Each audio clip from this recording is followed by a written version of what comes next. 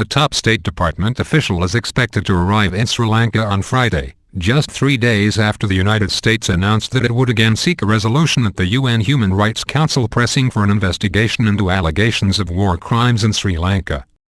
Nisha Biswal, Assistant Secretary of State for Central and South Asian Affairs, is expected to meet with government officials, members of the opposition and others in Colombo, the capital.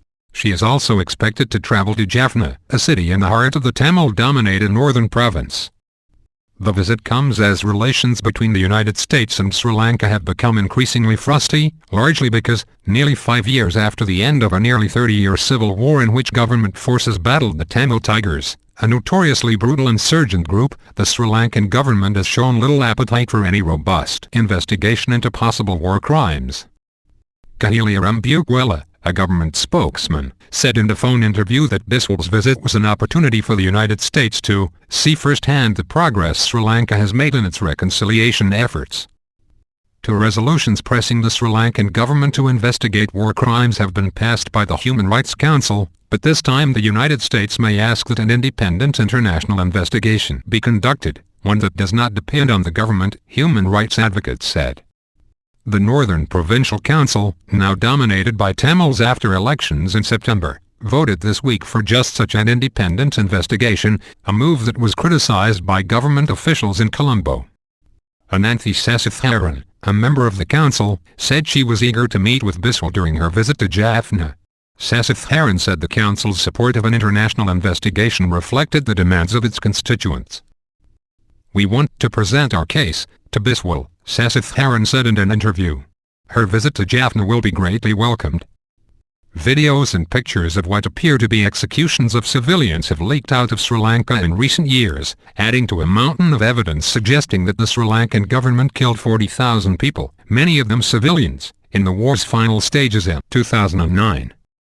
Lalith Wiratunga, Permanent Secretary to the Sri Lankan President, is in Washington this week to lobby against a further resolution from the Human Rights Council. Wiratunga said Wednesday that the government needed several more years before any international investigation into suspected war crimes could be started. "After 26 years of conflict, we want to make it a sustainable peace," he said, according to local news media reports.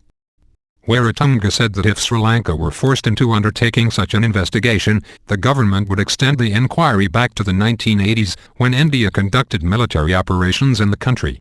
Indian peacekeeping troops have been accused by some human rights groups of committing abuses during operations against the Tamil Tigers, who refused to lay down arms after an Indian-mediated peace pact.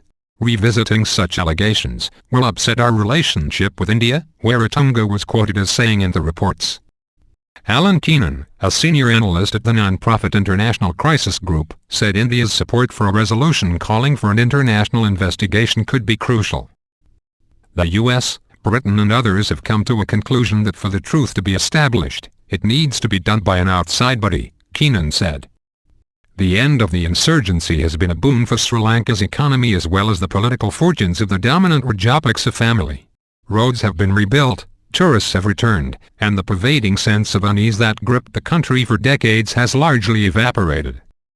President Mahinda Rajapaksa is popular in Sri Lanka because of this turnaround, but an independent investigation of conduct during the war would be terribly risky for him, said Pakiasathi Saravanamadu, Executive Director of the Center for Policy Alternatives, a public policy research group in Colombo. There is no way he can allow an investigation because an international probe that asks chain-of-command type of questions will lead directly to the Rajapaksas themselves, Saravanamadu said in an interview. Literally and figuratively, President Rajapaksa must live and die in power. Whether the country's restive north will remain peaceful without further reconciliation efforts is a crucial question. The army continues to occupy thousands of homes and administer its own farms, factories and resorts on appropriated land, for which the government has paid little or no compensation. Thousands are still missing. Esalanagai, a mother of two, is still looking for her husband, who was forcibly conscripted by the Tamil Tigers and who surrendered to government troops at the end of the war. Since then we have not seen or heard from him, and I came to Colombo hoping that the authorities here would give me a clearer answer, she said Thursday. They claim to have no information on his whereabouts.